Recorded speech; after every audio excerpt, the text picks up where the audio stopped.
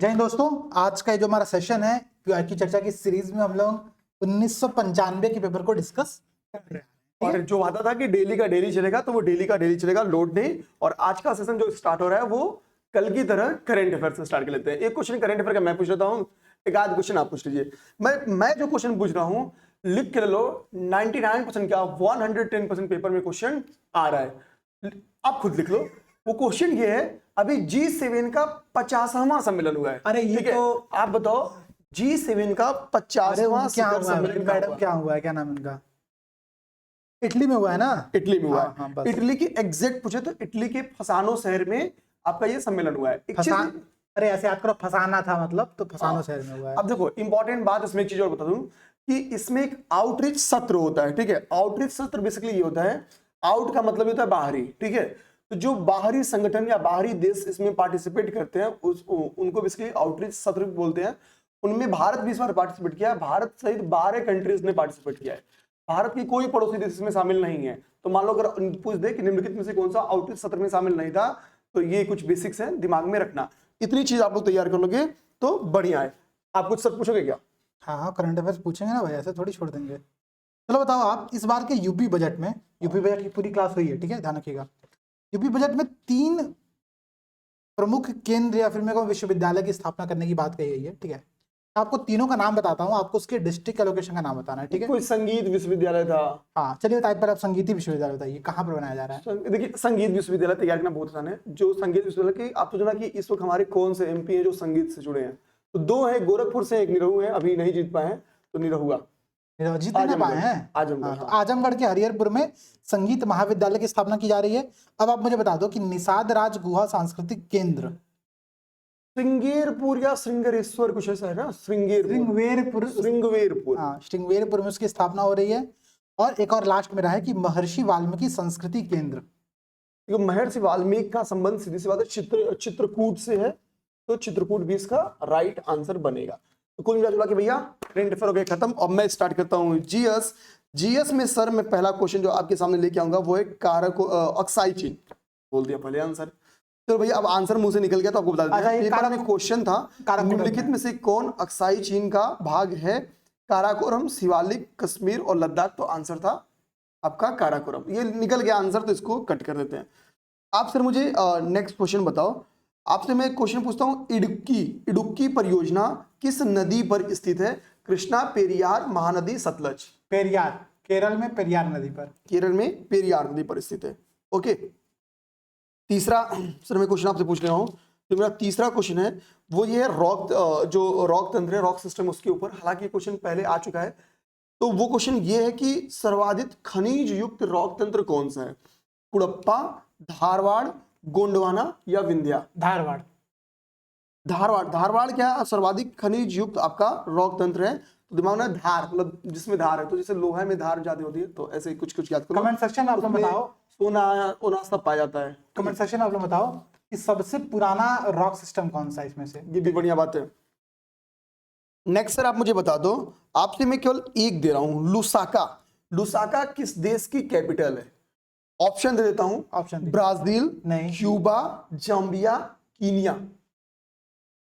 Kenya की Nairobi है, ठीक है, उसको हटा दीजिए। ब्राजील केन्या जो भी बोले, केन्या है वो, केन्या नहीं, वो लिखा हो, गलती होगा, ठीक है। ब्राजील भी हटा दीजिए। ब्राजील का तो मैंने बॉम्बे का हरारे हटा दीजिए। बचा आपका क्या? एक आपका बचा जाम्बिया का तो लुसाके होगा। सीधी सी बात है, ब्राजील का मिलता है ब्राजीलिया से नाम। क्यूबा, जैसे क्यूब में आपको बंद कर दे तो आपको हवा नहीं लगेगी, कमरे में बंद कर दे तो आपको हवा नहीं लगेगा, हवाना। ठीक है, हवाना फेमस है सिगार बनाने के लिए, ये भी याद रखना, सिगार बनाने के लिए। तो सिगार का हवा से संबंध है, समझ जाओ। ठीक है, इसके बाद से आपका था केन्या का नैरोबी। अक्सर इन्वायरमेंट इकोलॉजी पढ़ोगे तो पा जाओगे। तो जाम्बिया का आपका हो गया लुसाका। ठीक है, नेक्स्ट क्वेश्चन मेरा है सर, आप नहीं बताओगे, ये लोग बता दें, हम लोग डिस्कस कर चुके हैं पहले कि हाईएस्ट सैलिनिटी किस लेक में पाई जाती है? डेड सी, रेड सी, वॉन लेक या great salt lake. Great salt lake आपका यूएसए में स्थित है, पहले आपको बता दूं।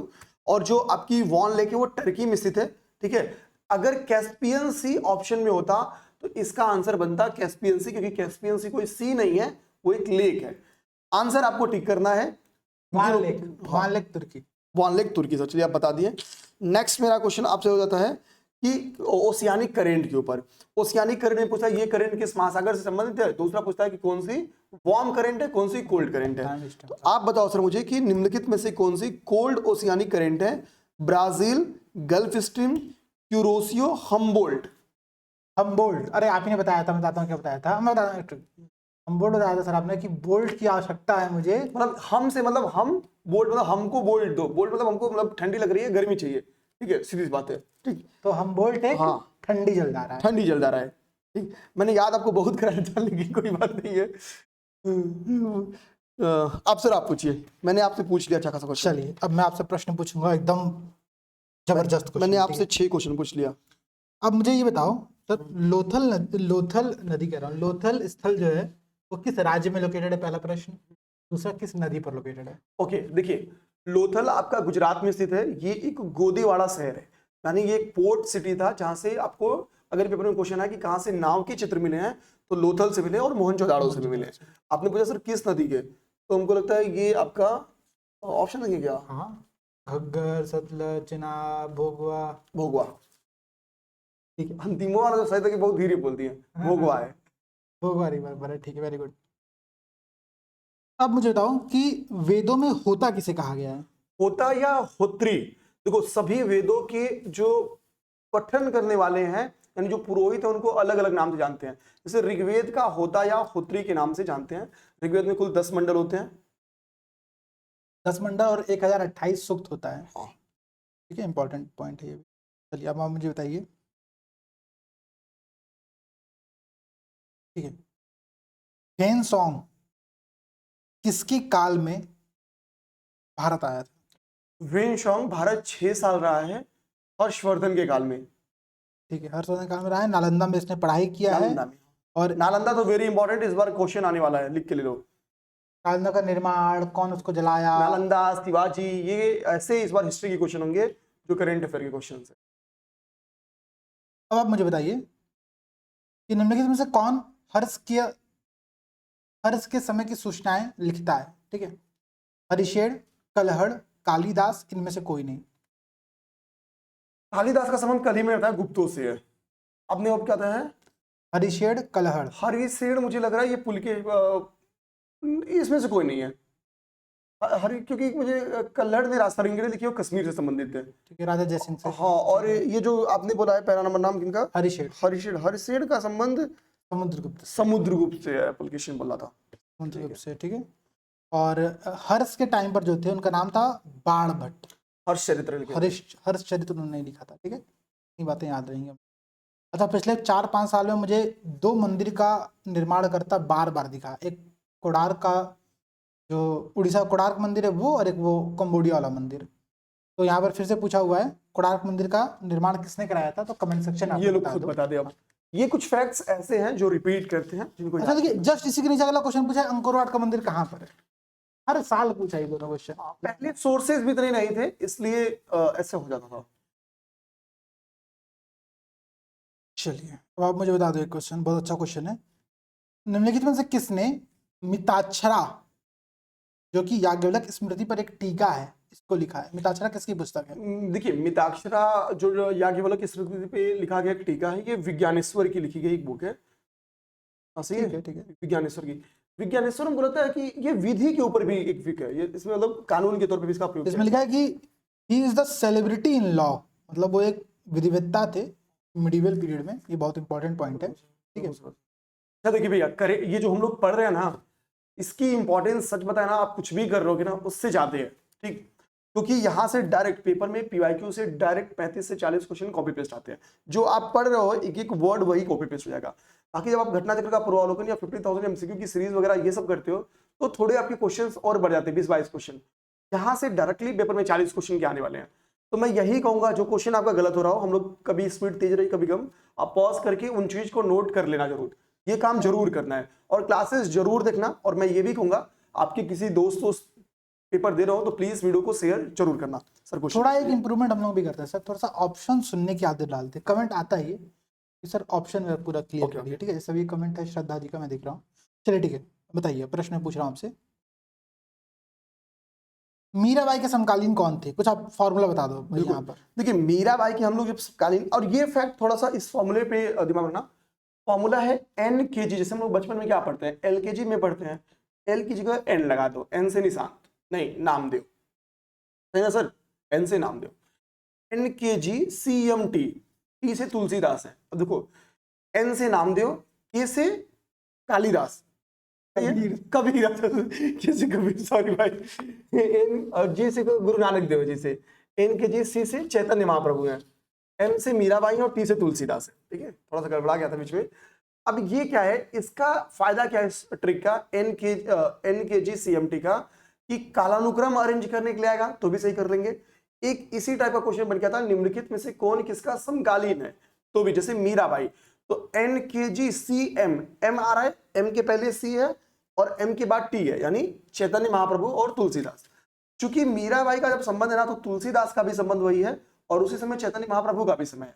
लेकिन थोड़ा तुलसीदास बच्चे थे, उसमें 14 साल की उम्र थी मीराबाई के समय उनकी, तो इसके लिए समकालीन में अगर दोनों ऑप्शन में रहे तो बेटर होगा कि आप चैतन्य महाप्रभु को टिक मारना। बहुत अच्छा होता है सर, आपने इतना अभी आपको कालिदास और कबीर वाला सही करना है यार, सॉरी। इतना कोई आवश्यकता नहीं थी, बट ठीक है। चलिए अब मैं पूछता हूँ आपसे प्रश्न, मुझे बताओ बाबर, सॉरी बाबर कह रहा हूँ, हुमायूं, ठीक है, हुमायूं ने दो प्रसिद्ध चित्रकार लेकर के आया था वो फारस से। अब बताओ वो चित्रकार कौन थे? अबू समद था और एक कोई मीर करके था क्या, मीर सैयद अली, मीर सैयद अली और अबू समद, इसी के माध्यम से चित्रकला का पूरा फैशन स्टार्ट होता है मुगल काल में। हालांकि चित्रकला का स्वर्ण काल हुमायूं के ड्यूरेशन को नहीं कहते हैं, चित्रकला का स्वर्ण काल है जहांगीर का ड्यूरेशन, वास्तुकला का स्वर्ण काल है शाहजहां का ड्यूरेशन। लेकिन स्टार्ट इसने कर दिया था, दो लोगों को लेकर के आया था, जब इसको निर्वासित किया गया था, यहाँ से भगाया गया था, तो दो लोगों को लेकर के वापस आता है। ठीक है, चलिए अब आपसे मेरा एक प्रश्न है कि अकबर ने निम्नलिखित में से किसको जरी कलम की उपाधि किसको प्रदान की है? ठीक है, चार विकल्प है, कश्मीर की चार विकल्प है, मोहम्मद हुसैन, मुकम्मल खां, अबुद समद और मीर सैयद अली। तो अबुद समद और मीर सैयद अली तो बाबर वाले काट दो भैया, ये वैसे भी चित्रकार थे, तो इनको तो वैसे भी काट दिया। Option number A Hussain Mohammad, या कुछ आप बोले ना, मोहम्मद हुसैन, मोहम्मद हुसैन। तो मोहम्मद हुसैन को जरी कलम की उपाधि इन्होंने दी थी, क्यों दिया था मुझे नहीं आइडिया, बट दिया था। ठीक है, याद कर लो इसको। ठीक है, बाबर ने, पहले तो बाबरनामा किसने लिखा है? बाबरनामा इनकी बेटी थी, जहारा बहन थी, कौन? बाबरनामा, अरे वो तो खुद लिखा, हुमायूं नामा वो लिखी थी। ठीक है, खुद लिखा तुर्की भाषा में। मुझे हार्ट अटैक आ रहा था, तो आ गया था, रुक गया। ठीक है, तो बाबर ने बाबरनामा लिखा, तो बाबरनामा में उसने किस हिंदू राज्य का उल्लेख किया है? दो हिंदू राज्य का उल्लेख किया है, एक आपका वो विजयनगर साम्राज्य के कृष्णदेव राय थे, वेरी गुड। दूसरे आपकी जो पर्सनालिटी है वो राणा सांगा है क्या? हाँ, मेवाड़ के राणा सांगा। ठीक है, तो अब मैं फिर से क्लियर करता हूँ, बाबर ने बाबरनामा लिखा, उसमें उसने दो हिंदू राज्यों का उल्लेख किया है, मेवाड़ का और विजयनगर का। तो मेवाड़ दोनों राज्यों को शक्तिशाली राज्य बताया, शक्तिशाली राज्य बताया, क्यों बताया नहीं पता। चलिए अगला प्रश्न मेरा आपसे, ये अभी का लास्ट प्रश्न होगा आपसे। मुगल कालीन ड्यूरेशन में स्टेट की इनकम का सबसे प्रिंसिपल सोर्स क्या था, सबसे मुख्य सोर्स क्या था? ऑप्शन है लूट, बूटी, ऑप्शन दिया बूटी, ठीक है, दूसरा दिया कि राजगत संपत्ति, फिर है कि लैंड रेवेन्यू या फिर टैक्स। इनमें से क्या सही है? लैंड रेवेन्यू रहेगा। खुम्स क्या था? खुम्स बेसिकली लूटा हुआ धन था। ठीक है, तो खुम्स तो नहीं होगा। ठीक है, ठीक है सर, नेक्स्ट क्वेश्चन मेरा आया। नेक्स्ट क्वेश्चन मेरा इकोनॉमिक ज्योग्राफी से बहुत टफ क्वेश्चन है कि सर्वाधिक सघन खेती कहाँ पे होती है, मोस्ट इंटेंसिव फार्मिंग कहाँ की जाती है? जापान, इंडोनेशिया, इंडिया या चाइना? जापान, जहां पर लैंड कम होगा। अब यहाँ पे एक होमवर्क दूंगा, आप लोग जरूर करना, जापान को एक बार गूगल करना, फोटो देखना, जापान के द्वीपों में बड़ा और छोटा अरेंज कर लेना, नॉर्थ टू साउथ भी पूछता है वो। होन्शु, होक्काइडो, शिकोकू, क्योसु, 4 है ना, इनको बड़े से छोटे और ईस्ट टू वेस्ट और ईस्ट टू वेस्ट। अच्छा, इसको कमेंट सेक्शन में कमेंट करके बताइएगा जरूर, ये पेपर में एक बार नहीं कम से कम 5-7 बार क्वेश्चन बन के आया है, तो ये जरूर कर लेना आप लोग। एक काम मैं और बोल दे रहा हूँ, अच्छा जितने भी हम लोग क्वेश्चन दे रहे हैं ना, जो भी सारे क्वेश्चंस का आंसर कमेंट करेगा उसको हम लोग पिन कर दिया करेंगे वहां पे, ठीक है, ताकि बाकी लोग भी देखते चलो। ठीक है, चलिए और next question sir, next question मैं आपसे पूछ रहा हूँ। मैंने आपसे एक चीज गूगल करने के लिए थी, आप बताओ सर कि सोयाबीन का वर्तमान में अग्रणी उत्पादक कंट्री कौन सी है? आप मुझसे ऑप्शन बोलोगे मैं बताता हूँ, चाइना, ब्राजील, ठीक है, अमेरिका। अमेरिका, अमेरिका नहीं ब्राजील, आप यार, बताए लग थे रहा मुझे, था मुझे। ठीक है, ब्राजील। सोयाबीन का अग्रणी उत्पादक दिमाग में रखना, उत्पादक है ब्राजील। भाई न्यूट्रिला की बात कर रहे हैं ना, जो आता है खाने वाला घर का। हाँ। अब हमारी नेक्स्ट क्वेश्चन की बारी है। नेक्स्ट क्वेश्चन जो हमारा है वो ये है कि भारतीय संविधान सभा की स्थापना कब की गई? संविधान सभा की बात करो, संविधान की नहीं। 9 दिसंबर 1946। 9 दिसंबर 1946 अस्थायी मीटिंग पहली मीटिंग होती है। इसके बाद से 11 तारीख को राजेंद्र प्रसाद जी को। राजेंद्र प्रसाद के निर्देशन में स्टार्ट हो जाता है। नेक्स्ट क्वेश्चन सर मेरा है अभी का लास्ट, इसका से आप पूछेंगे भारतीय संविधान सभा की प्रारूप समिति के कौन अध्यक्ष थे? ये आप कमेंट करो, ऑप्शन नहीं दूंगा, बता दो। बेटर होगा अब सर रहने देना इसका आंसर। 7 कमिटी मेंबर्स थे, सातों का अगर आपने नाम लिख दिया ना तो इससे बेटर ऑप्शन कोई नहीं होगा। सातों का अगर कमेंट बॉक्स में नाम आ गया तो इंपॉर्टेंट है कि सब भगवान के नाम पर है। हाँ, कृष्ण, माधव, बीएल मित्र, हाँ ऐसे नाम। ऐसे से, ठीक है। तो बताइए आप लोग, और इसमें एकमात्र एक कांग्रेस मेंबर है। अगर आप ये भी पिन कर दोगे सर ये वाले कांग्रेस के मेंबर थे, तो ये एक बहुत बड़ी उपलब्धि है, मतलब आपकी तैयारी अच्छी चल रही है। अब सर आप पूछ लो। चलिए वेरी गुड। ज्ञान नहीं चाहिए था मुझे, बट ठीक है। देखिए मैं आपसे एक प्रश्न पूछता हूँ, बड़ा प्यारा सा प्रश्न है, ये याद करना। ऑडियो सर, ठीक है। हाँ एकदम सही। चलो,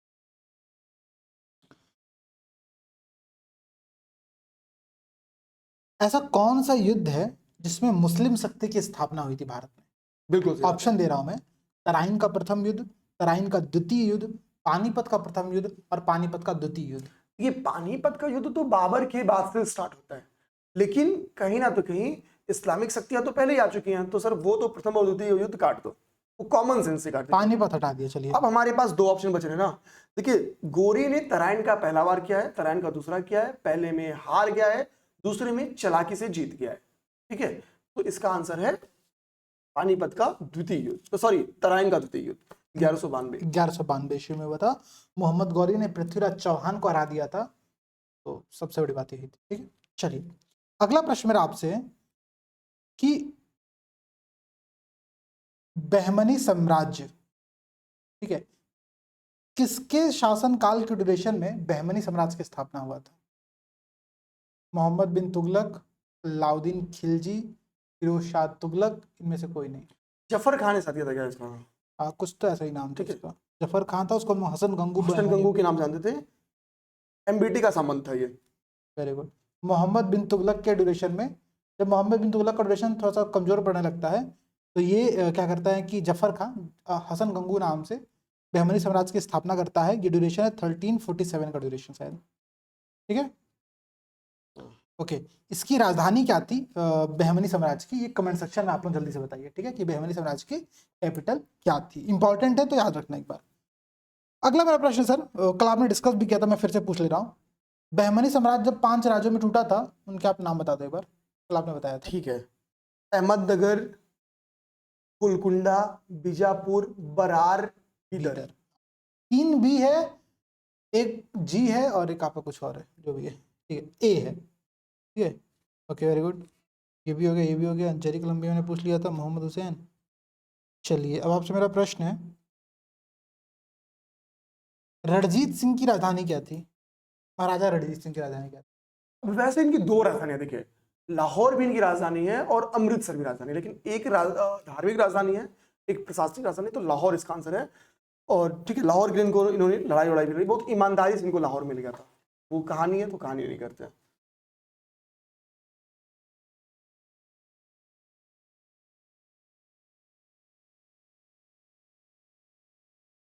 वेदों के पुनरुत्थान का श्रेय, मतलब रिवाइवल ऑफ द वेदास, इसका रिस्पॉन्सिबल किसको माना जाता है? ऑप्शन दीजिएगा, मैं इनको हिंट देता हूँ, ये लोग टिक करें। ऑप्शन दे रहा हूँ। इसका आप सोचिए कि सामाजिक धार्मिक सुधार आंदोलन में वो कौन सा सभा रही होगी, जैसे समाज रही होगी, जिसने वेदों की ओर लौटो का नारा दिया है। आंसर कर दे लो। मैं एक बड़ी इंटरेस्टिंग बात बताता हूँ। जब हम लोग के स्कूल में तो पढ़ाया जाता था आर्य समाज, मतलब जो भी चीज़ पढ़ाई जाती थी हमेशा लगातार, आंसर बताया दिया, बट ठीक है। वेदों की ओर लौटो को मैं लोटो पढ़ता था कि वेदों की ओर लौट जाओ। मैं क्या लौटना क्यों है वेदों की तरफ, मतलब ठीक है। तो वेदों की ओर लौटो ये जो कॉन्सेप्ट था ये आर्य समाज के स्वामी दयानंद सरस्वती का था, ठीक है। चलिए ये भी हो गया। कर्नाटक वार मैंने पूछा ही, कर्नाटक पूछा नहीं बट याद ही होगा। ये तो किसको नहीं याद है। तीनों कर्नाटक वार के संधियां याद हैं, बताएंगे?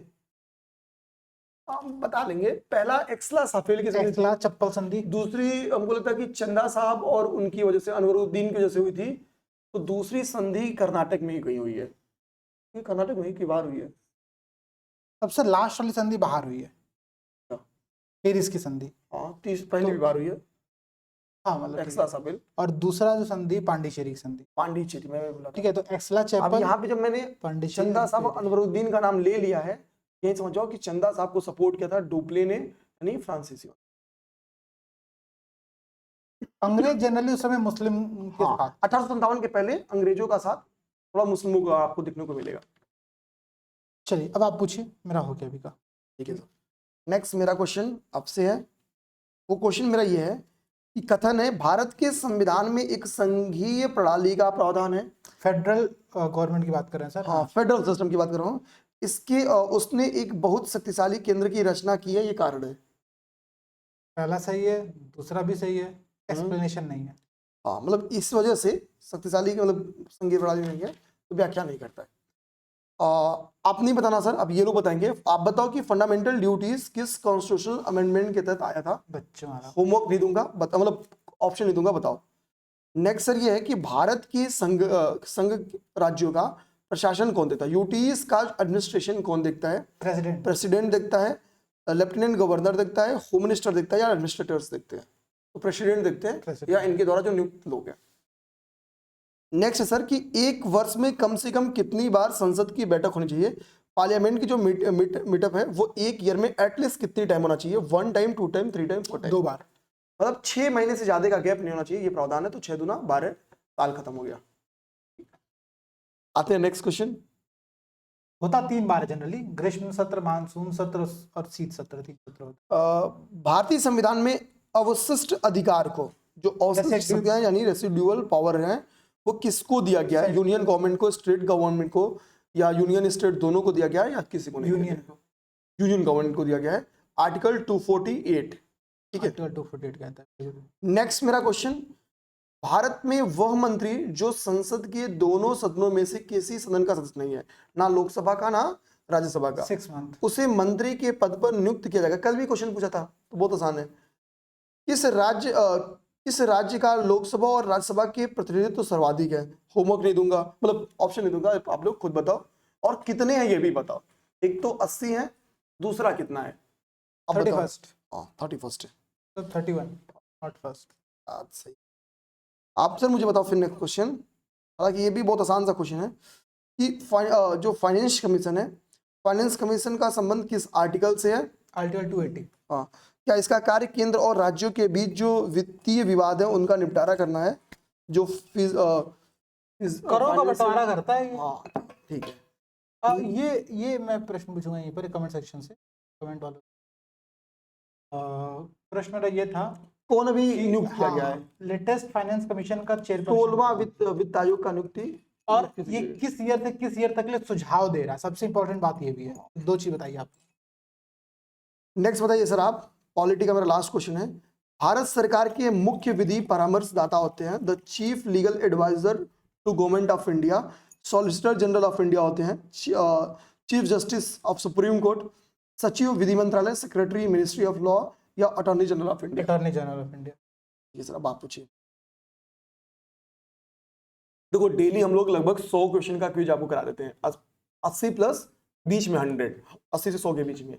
तो आप 80 से 100 क्वेश्चन 1 घंटे के अंदर, जो बाद में देख रहे हैं दोस्त, वो 1.25 या 1.5 पे स्पीड करो। जहां फंसो वहां पॉज करके आराम से सुन लो। चलिए आप बताइए अब मुझे, ठीक है। मुस्लिम लीग की स्थापना किस ईयर में हुई थी। 1906 में आगा खां के निर्देशन में, कहाँ पर। ढाका में। उस समय ढाका के नवाब कौन थे, बताएंगे। बता देंगे, ऑप्शन देंगे तो कंफर्म बता देंगे। मोहसिन उल मुल्क, सलीमुल्लाह, आगा खां। सलीमुल्लाह। सलीमुल्लाह। ढाका के नवाब सलीमुल्लाह आगा खां और Basically, मोहसिन अध्यक्षता जो मतलब मुस्लिम लीग की स्थापना का जो अध्यक्षता किया था वो नवाब ने किया था, लेकिन उसमें सबसे योग्य चूंकि आगा खां थे। और दोनों अगर ऑप्शन में आ जाए कि किसने बनाया और उसमें नवाब का नाम आ जाए और इनका आ जाए तो आपको नवाब टिक मानना होगा। एक बात ये ध्यान रखिएगा कि जिन्ना इसके सदस्य नहीं थे, इस समय प्रारंभिक सदस्य नहीं थे। वो मुस्लिम लीग के विरोधी थे वो। ठीक है, चलिए अब आपसे मेरा प्रश्न है निशान सर, एकदम जबरदस्त वाला क्वेश्चन है, बताओ भारतीय राष्ट्रीय कांग्रेस का सर्वप्रथम मुस्लिम अध्यक्ष कौन था और कब था और कहाँ था? तीसरा कोलकाता 1897। नहीं, तीसरा नहीं,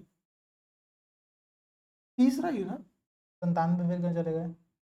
87, 85, 86, 87, 87। बदरुद्दीन तैयब जी। और लेकिन वो कलकत्ता नहीं था, वो मद्रास था। मद्रास कब आ तो गया भाई? मैं फिर से क्लियर कर दे रहा हूँ, देखिए मद्रास में 1987 में कांग्रेस का सत्र हुआ था, उसमें चेयरपर्सन जो थे, उसके जो अध्यक्ष थे वो थे आपके पहले मुस्लिम मैं अध्यक्ष। बता दूं, ये मुझे इतना गंदा फैक्ट याद है 1997 में, अगर ऑप्शन में 1997 आ गया और टिक कर सकते हाँ हैं। मतलब मेरा बस है तो मैं 97 मार दूंगा। मुझे पता है तीसरा है, मुझे ये भी पता 1885 में कांग्रेस का गठन हुआ था, लेकिन दिमाग में मेरे 97 चल रहा है। इसीलिए सोचना है दो बार, एक बार। चलो बताओ आप मुझे। इससे समझ में आता है हड़बड़ा के टिक नहीं मारना है। ठीक है, मेरा इतिहास कंप्लीट हो गया, और मैं पूछूंगा आपसे साइंस। आप पूछो मुझसे जो पूछना है आपको। ओके सर, आप फिर मुझे बताओ, भारत की अगर मैं अर्थव्यवस्था की बात करूँ, इंडियन इकोनॉमी की बात करूँ, तो इसको हम लोग कैसी अर्थव्यवस्था बोलेंगे? पिछड़ी हुई बोलेंगे, अल्प विकसित, अंडर डेवलप्ड बोलेंगे, या डेवलपिंग बोलेंगे, या डेवलप्ड बोलेंगे? डेवलपिंग बोलेंगे, और क्या, सिंपल सी बात है, मोदी जी इसको डेवलप डेवलप करने का हमारा टारगेट 2047 का है कि 2047 तक हम इसको विकसित देशों में शामिल करने का हमारा उद्देश्य है। करेंट अफेयर से जोड़ दिया मैंने। ठीक है, नेक्स्ट क्वेश्चन आप मुझे बताइए, नाफेड, NAFED, नफेड, नफेड का संबंध किससे हो और इसका स्थापना कब हुआ और इसका मुख्यालय कहाँ? नेशनल एग्रीकल्चर फाइनेंसिंग डेवलपमेंट, ऐसे तो कुछ उसका फुल फॉर्म है। दिल्ली में इसका हेडक्वार्टर है, और अगर मैं श्योर हूँ तो 1987 में इसकी स्थापना हुई। 58, गांधी जयंती के अवसर पे 2 अक्टूबर 1958। चलो एक यहीं पर डेट फिर से इंपॉर्टेंट आती है, 2 अक्टूबर 1959, वो भी बहुत इंपॉर्टेंट डेट है। बलवंत राय मेहता, बलवंत राय मेहता नहीं, तो जुड़ा उनसे ही, लेकिन क्या, पंचायती राज, कौन सा, कहाँ पे? नागौर, नरौरा या नागौर। तो 1956 में कमेटी बनाई गई थी, 1958 में इनका रिपोर्ट आ गया था बड़े मेहता जी का, 1959 में 2 अक्टूबर किया गया था। आपने बताया जो डेट कि 2 अक्टूबर 1958 में नाफेड की स्थापना हुई।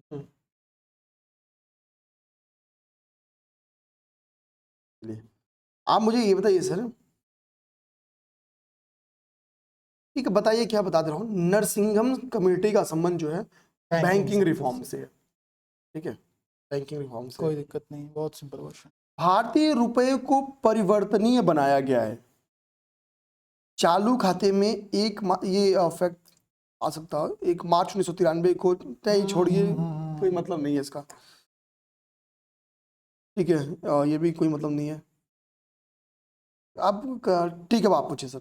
चलो बाकी अब मुझसे पूछता हूँ आपसे मैं, आप साइंस पूछिए। आप बताओ कि किसी द्रव्य का डेंसिटी किससे मापते हैं, किस यंत्र से मापते हैं? ठीक है, ऑप्शन दे रहा हूं मैं आपको, hydrometer, hygrometer, potentiometer, lactometer. Hygro terms का संबंध जो है ना वो जल से, मतलब लिक्विड से होता है, हाइग्रोमीटर इसका नहीं है, गलत है। हाइग्रो। सर आपने क्वेश्चन याद किया है, आपने क्वेश्चन पढ़ा है, क्वेश्चन था रिलेटिव ह्यूमिडिटी।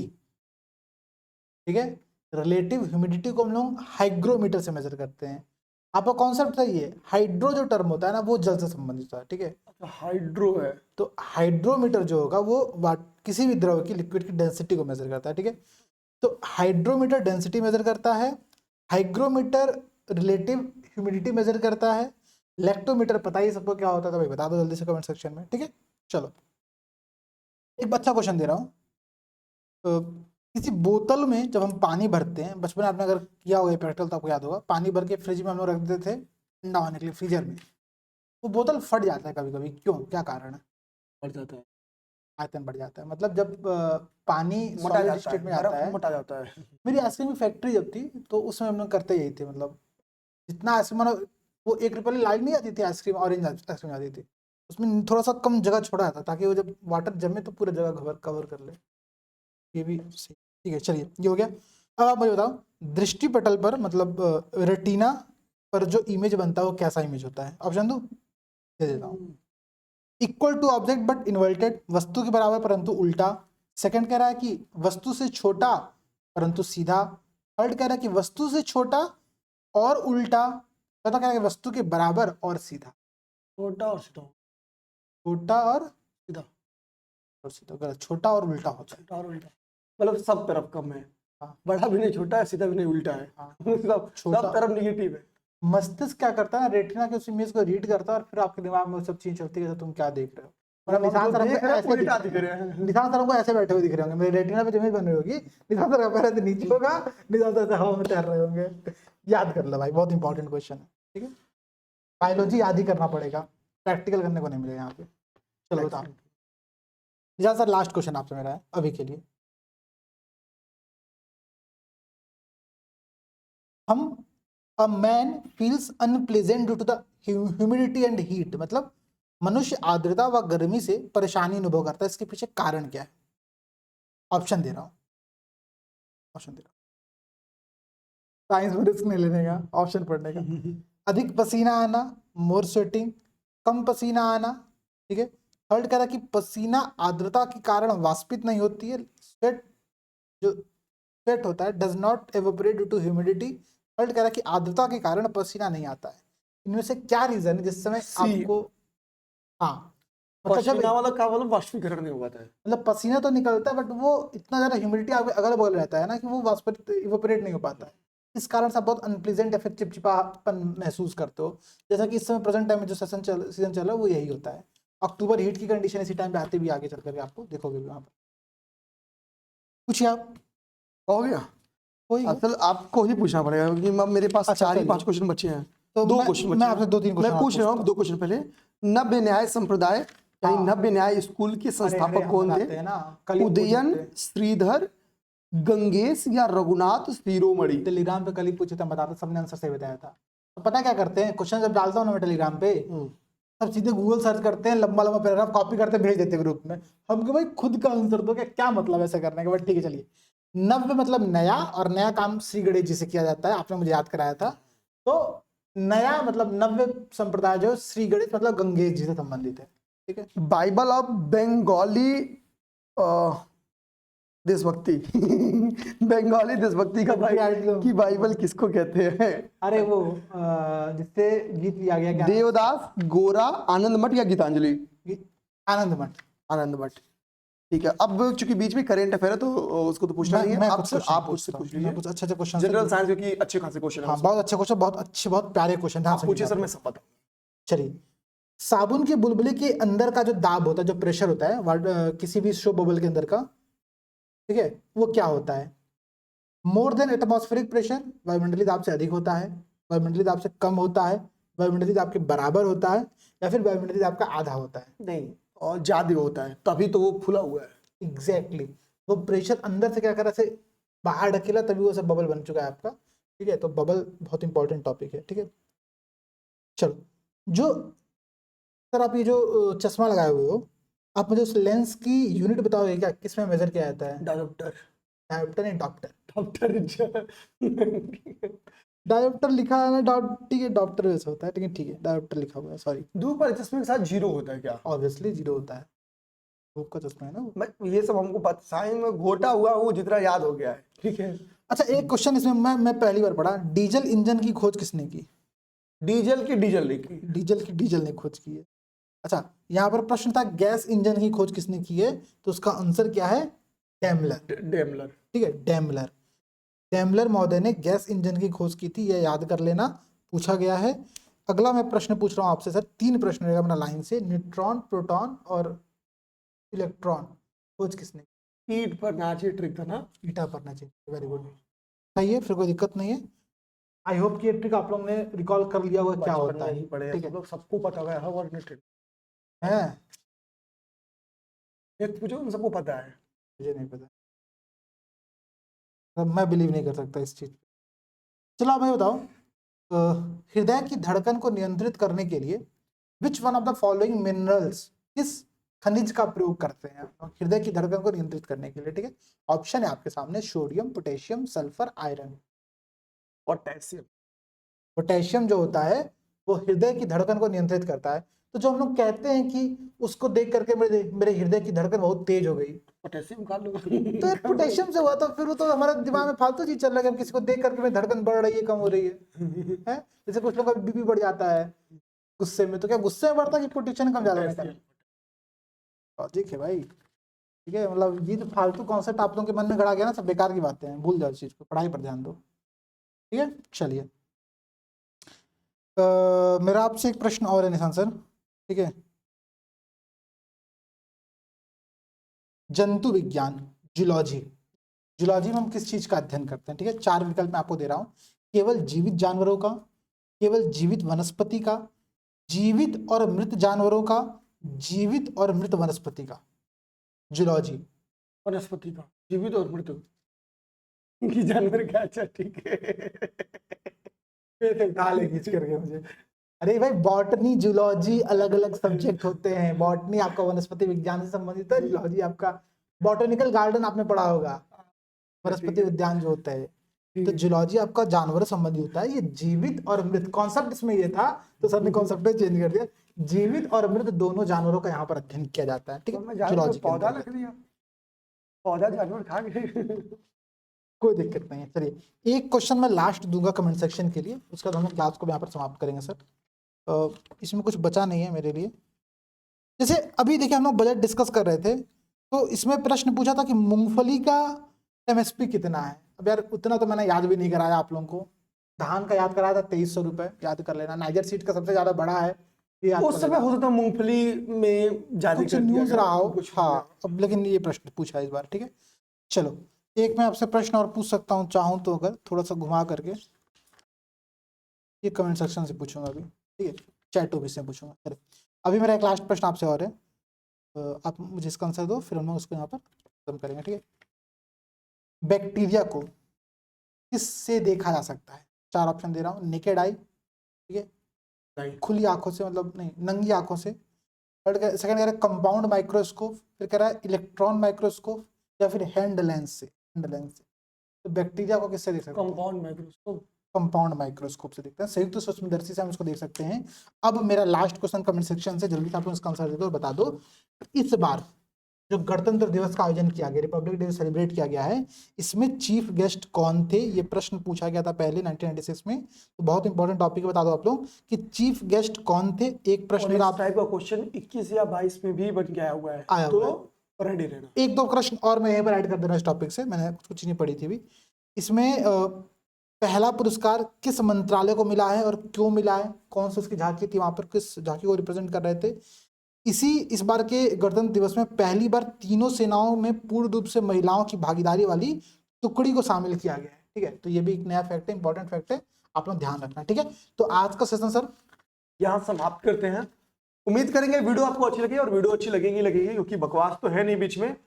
तो अच्छी लगे तो प्लीज अपने दोस्तों के बीच में एक बार शेयर कर लेना, वीडियो को लाइक कर लेना, लगा कैसा खुद भी एक बार कमेंट करके बता देना। और जितने लोग टेस्ट सीरीज नहीं लगा रहे हो, ये सबसे बड़ी बात, टेस्ट सीरीज लगा लो भाई, ठीक है।